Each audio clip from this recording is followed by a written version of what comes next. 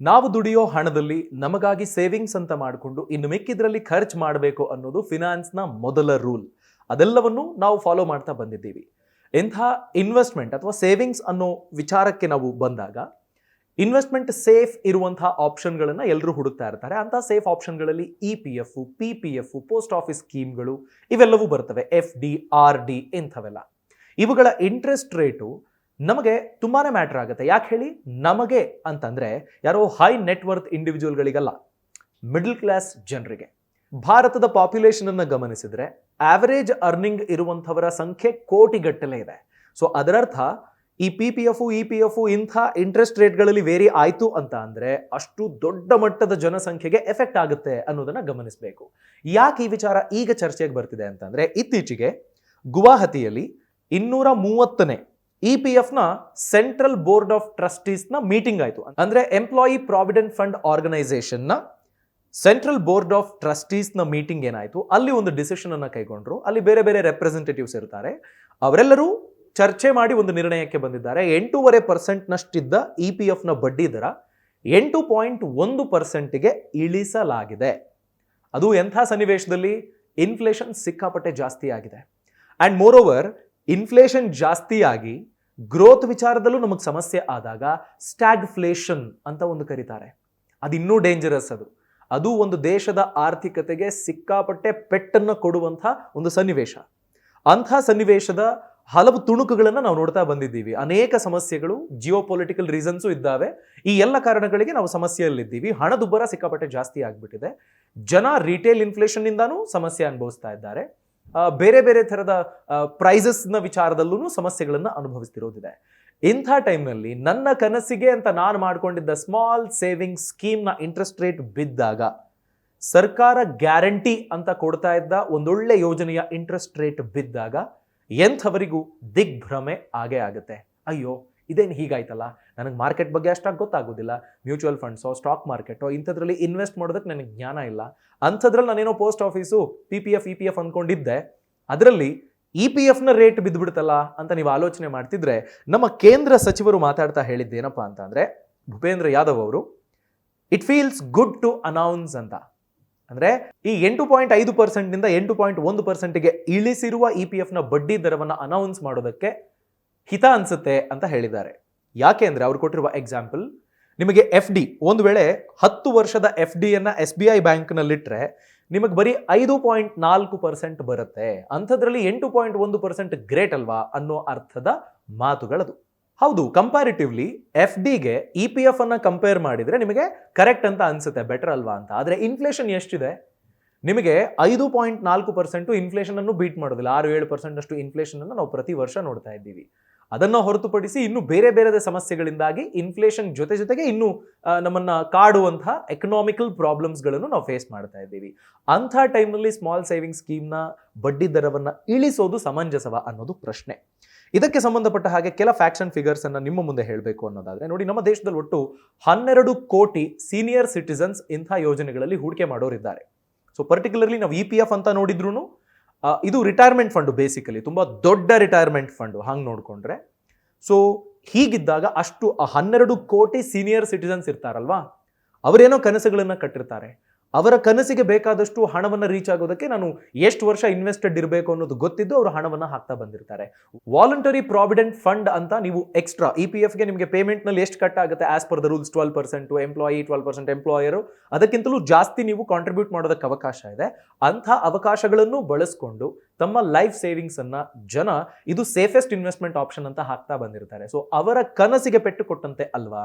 ಅದನ್ನು ಹೊರತುಪಡಿಸಿ ನಾವು ಗಮನಿಸಬೇಕಾಗಿರೋದೇನಪ್ಪಾ ಅಂತಂದ್ರೆ, ಈಗ ನೋಡಿ, ಸ್ಮಾಲ್ ಸೇವಿಂಗ್ ಸ್ಕೀಮ್ಗಳಲ್ಲಿ ಮನೆ ತಗೊಳ್ಬೇಕು ಅಂತ, ಕಾರ್ ತಗೊಳ್ಬೇಕು ಅಂತ, ಮಕ್ಕಳ ಎಜುಕೇಷನ್ಗೆ ಅಂತ, ಲಾಂಗ್ ಟರ್ಮ್ಗೆ ಒಂದು ಡಿಸಿಪ್ಲಿನ್ ಅನ್ನ ಇನ್ಕಲ್ಕೇಟ್ ಮಾಡುವ, ಸೇಫ್ಟಿಯನ್ನು ಅಶ್ಯೂರ್ ಮಾಡುವ, ವಾಲಟಿಲಿಟಿಯನ್ನ ದೂರ ಮಾಡುವಂಥ ಯೋಜನೆಗಳು ಇದಾಗಿರೋ ಕಾರಣಕ್ಕಾಗಿ ಜನ ತಮ್ಮ ಕನಸುಗಳ ಜೊತೆಗೆ ಈ ಯೋಜನೆಯನ್ನ ಹೊಂದಾಣಿಕೆ ಮಾಡ್ಕೊಂಡು ಬಿಟ್ಟಿರ್ತಾರೆ.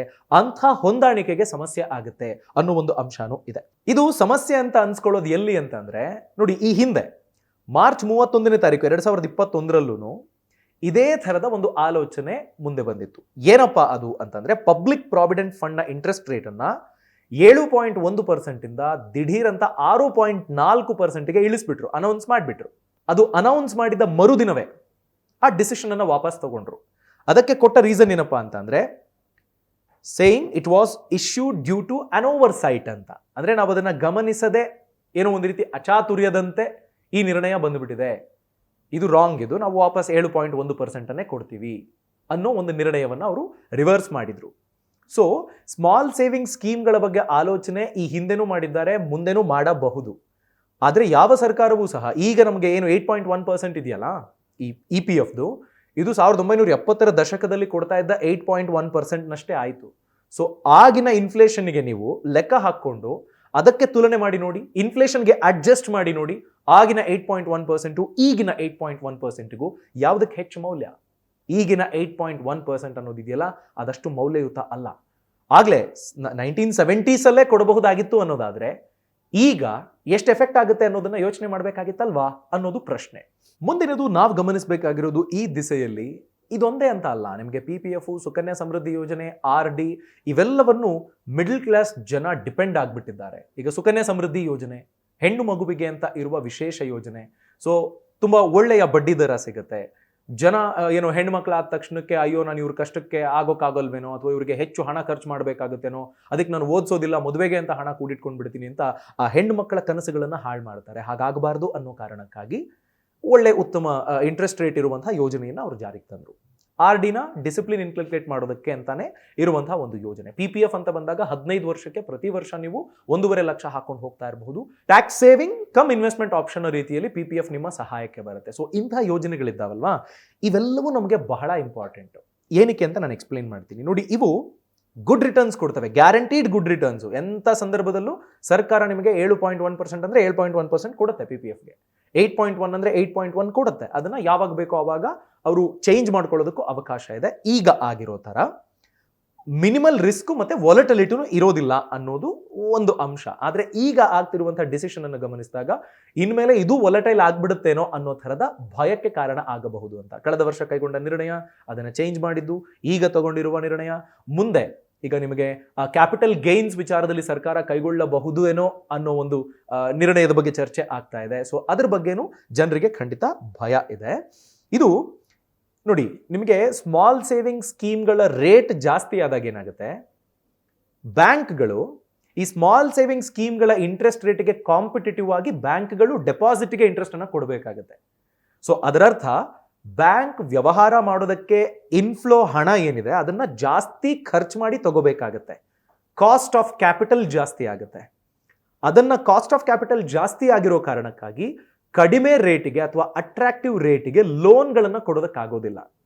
ನನಗೆ ಬಂಡವಾಳ ಬರ್ತಿರೋದೇ ಕಾಸ್ಟ್ಲಿ ಆಗಿ, ರಾ ಮೆಟೀರಿಯಲ್ ಕಾಸ್ಟ್ ಜಾಸ್ತಿ ಆಗಿದೆ. ಸೊ ಫಿನಿಶ್ಡ್ ಪ್ರಾಡಕ್ಟ್ನ ಕಾಸ್ಟ್ ಜಾಸ್ತಿ ಆಗುತ್ತಲ್ವಾ.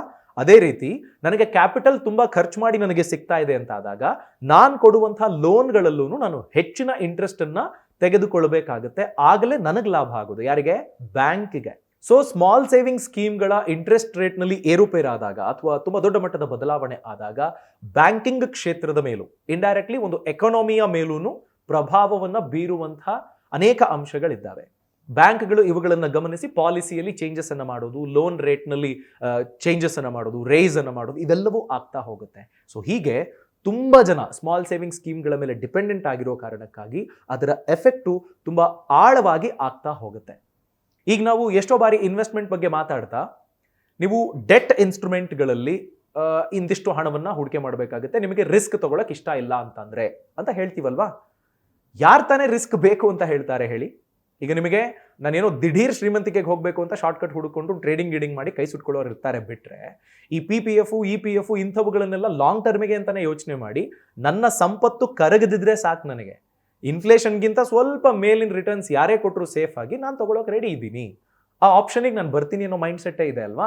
ಸೊ ಆ ಕಾರಣಕ್ಕೆ ಈ ಇನ್ವೆಸ್ಟರ್ಸ್ ಮೈಂಡ್ ಸೆಟ್ಗೆ ಯಾವುದೇ ಥರದ ಸಮಸ್ಯೆ ಆಗದ ಹಾಗೆ, ಚ್ಯುತಿ ಬರದ ಹಾಗೆ, ಮುಂದೊಂದು ದಿನ ಅಯ್ಯೋ ಏನು ಗೌರ್ಮೆಂಟ್ ಸ್ಕೀಮ್ಗಳು ಬೇಡ ಬಿಡಪ್ಪ ಅಂತ ಬೇಸರ ಆಗದ ಹಾಗೆ ಯೋಚನೆ ಮಾಡಿ ಮುಂದುವರಿಬೇಕಾಗತ್ತೆ ಅಂತ ಎಲ್ಲರೂ ಬೇಡ್ಕೊಳ್ತಾರೆ. ಆದರೆ ಸರ್ಕಾರವು ಕೆಲ ಚಾಲೆಂಜಸ್ ಅನ್ನು ಫೇಸ್ ಮಾಡ್ತಾ ಇದೆ.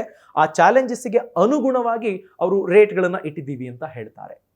ಇಲ್ಲಿ ಈ 8.5% 8.1%ಗೆ ಬಂತಲ್ಲ, ಅದರಲ್ಲಿ ಡೆಫಿನೆಟ್ಲಿ ಸರ್ಕಾರಕ್ಕೆ ಇಂತಿಷ್ಟು ಅಂತ ಹಣ ಉಳಿತಾಯ ಆಗೋ ಚಾನ್ಸಸ್ ಇದ್ದೇ ಇರುತ್ತೆ. ಅವರಿಷ್ಟು ದಿನ ಎಷ್ಟು ಖರ್ಚು ಮಾಡ್ತಿದ್ರು ಅಥವಾ ಹೇಗೆ ಅದನ್ನ ಬಳಸ್ಕೊಳ್ತಾ ಇದ್ರು ಅನ್ನೋದನ್ನೆಲ್ಲ ನೋಡಿದಾಗ. ಈಗ ನೋಡಿ, ನಿಮಗೆ ನಾವು ಈ ತರ ಎಲ್ಲ ಸ್ಮಾಲ್ ಸೇವಿಂಗ್ ಸ್ಕೀಮ್ಗಳಲ್ಲಿ ಹಣ ಇಡ್ತೀವಲ್ವಾ, ಅದು ಡೈರೆಕ್ಟ್ಲಿ ಗವರ್ಮೆಂಟ್ನ ಕೈಗೆ ಹೋಗುತ್ತೆ. ನ್ಯಾಷನಲ್ ಸ್ಮಾಲ್ ಸೇವಿಂಗ್ಸ್ ಫಂಡ್ ಅಂತ ಇರುತ್ತೆ, NSSF ಅಂತ, ಅಲ್ಲಿಗೆ ಹೋಗುತ್ತೆ. ಸರ್ಕಾರ ಆ ಹಣವನ್ನು ಬಳಸಿಕೊಳ್ಳಬಹುದು. ನೀವು ಹಣವನ್ನು ಕೊಟ್ಟಿರೋ ಕಾರಣಕ್ಕಾಗಿ ಅದಕ್ಕೆ ಅಂತ ಇಂತಿಷ್ಟು ಅಂತ ಗ್ಯಾರಂಟಿಡ್ ಇಂಟ್ರೆಸ್ಟ್ ಅನ್ನ ಕೊಡ್ತಾ ಹೋಗುತ್ತೆ ಸರ್ಕಾರ. ಸೊ ಅದರರ್ಥ ಸರ್ಕಾರಕ್ಕೂ ಕ್ಯಾಪಿಟಲ್ ಆಗುತ್ತಿದ್ದು, ಸರ್ಕಾರವೂ ಇದನ್ನು ಬಳಸಿಕೊಳ್ಳಬೇಕಾಗುತ್ತೆ, ಸರ್ಕಾರ ಇನ್ನೆಲ್ಲೋ ಇನ್ವೆಸ್ಟ್ ಮಾಡಬೇಕಾಗುತ್ತೆ. ಸೊ ಇದೆಲ್ಲವನ್ನು ಗಮನಿಸಬೇಕಾಗುತ್ತೆ ಅಂತ. ಈಗ ಸರ್ಕಾರಕ್ಕೂ ಚಾಲೆಂಜ್ ಎಲ್ಲಾಗುತ್ತೆ ಅಂತಂದ್ರೆ, ನೋಡಿ, ನಿಮ್ಗೆ ಯಾವುದೋ ಯೋಜನೆ ಮೇಲೆ ಹಣವನ್ನ ಹೂಡಿಕೆ ಮಾಡಿದಾಗ ಅದರ ಉಪಯೋಗವನ್ನ ಜನ ಪಡ್ಕೊಳ್ತಾ ಹೋಗ್ತಾರೆ.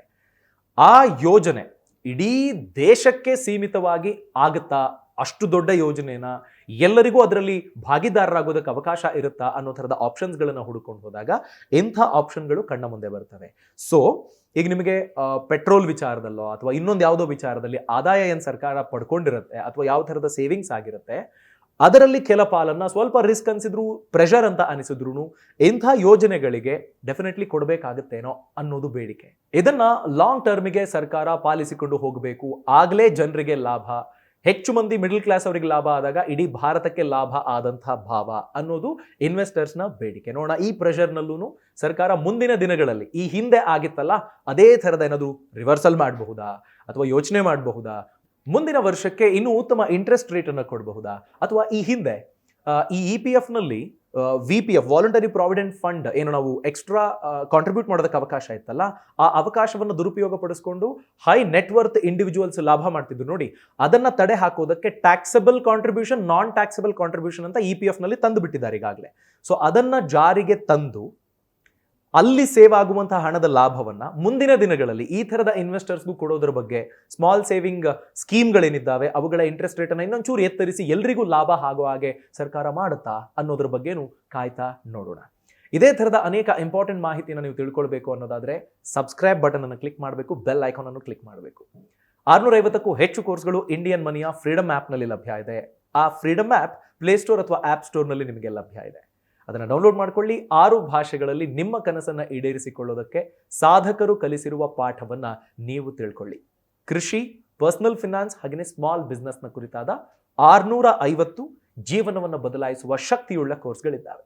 ಈ ಕೂಡಲೇ ಗಮನಿಸಿ, ನೀವು ಸಹ ಯಶಸ್ವಿಯಾಗಿ. All the very best.